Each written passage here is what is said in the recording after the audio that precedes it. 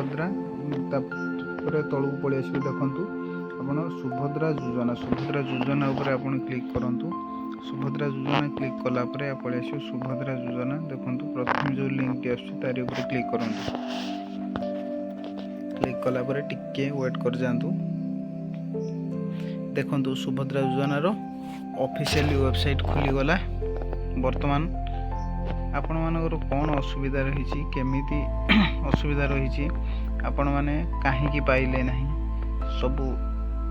ସମସ୍ତେ ପାଇଛନ୍ତି, କିନ୍ତୁ ଆପଣ ଯଦି ପାଇନାହାନ୍ତି ତାହେଲେ ଏମିତି ଭାବରେ ଆପଣ ଚେକ୍ କରିପାରିବେ। ଆପଣଙ୍କର ଯୋଗ୍ୟତା ମାନଦଣ୍ଡ ଏପଟେ ବାଁ ପଟରେ ରହୁଛି। ଆବେଦନକାରୀଙ୍କ ଦାୟିତ୍ୱ ଏଗୁଡ଼ା ଛାଡ଼ି ଦିଅନ୍ତୁ, ଆପଣ କିଛି ଟେନସନ୍ ନିଅନ୍ତୁନି।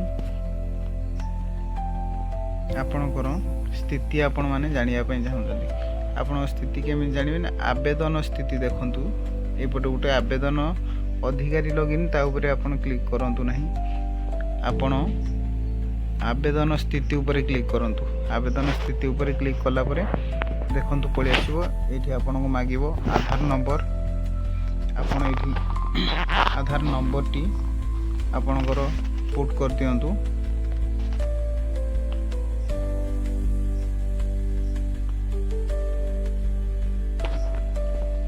ଆଧାର ନମ୍ବର ଆପଣଙ୍କର ପୁଟ୍ କରିଦିଅନ୍ତୁ। ଦେଖନ୍ତୁ ମୁଁ ମୋର ଆଧାର ନମ୍ବର ପୁଟ୍ କରିଦେଲି। ପୁଟ୍ କଲା ପରେ ଆପଣ ଏଇଠି ଲଗ୍ଇନ୍ କରିବେ। ଲଗ୍ଇନ୍ ଉପରେ କଲା ପରେ ଆପଣଙ୍କର ଗୋଟେ ମୋବାଇଲକୁ ଆପଣଙ୍କର OTP ପଳାଇବ। ଆପଣ ଯେଉଁ ମୋବାଇଲ ନମ୍ବର ଥିବ ସେ ମୋବାଇଲକୁ ଆପଣଙ୍କର OTP ପଳାଇବ। OTP ଗଲା ପରେ କ'ଣ କରିବେ ନା, ସେ OTP ନମ୍ବରଟି ଏଠାରେ ପୁଟ୍ କରିଦିଅନ୍ତୁ।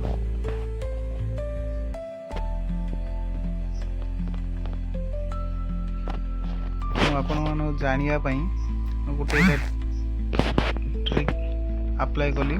ଆପଣ ଏଇଠି OTP ଦେବେ।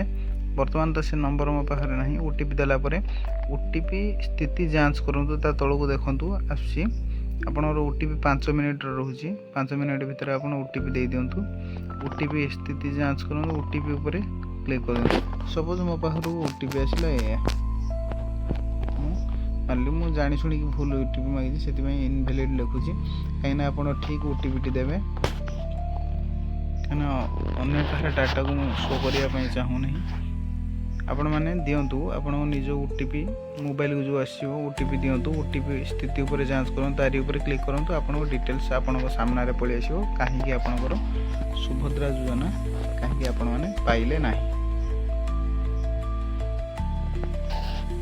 ଏବଂ ଆଉ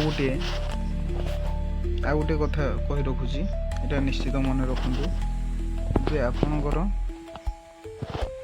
ଦେଖନ୍ତୁ ସୁଭଦ୍ରା ଯୋଜନାରେ ଆପଣଙ୍କ ଲିଷ୍ଟ ଆପଣ ରିଜେକ୍ଟ ହେଇଛି କି ଆପଣଙ୍କ ଲିଷ୍ଟ ଠିକ୍ ଅଛି କେମିତି ଜାଣିବେ, ସେ ବିଷୟରେ ମୁଁ ଆପଣମାନଙ୍କୁ ୟା ପର ଭିଡ଼ିଓରେ ଆପଣମାନଙ୍କୁ ଜଣେଇବି। ସେ ପର୍ଯ୍ୟନ୍ତ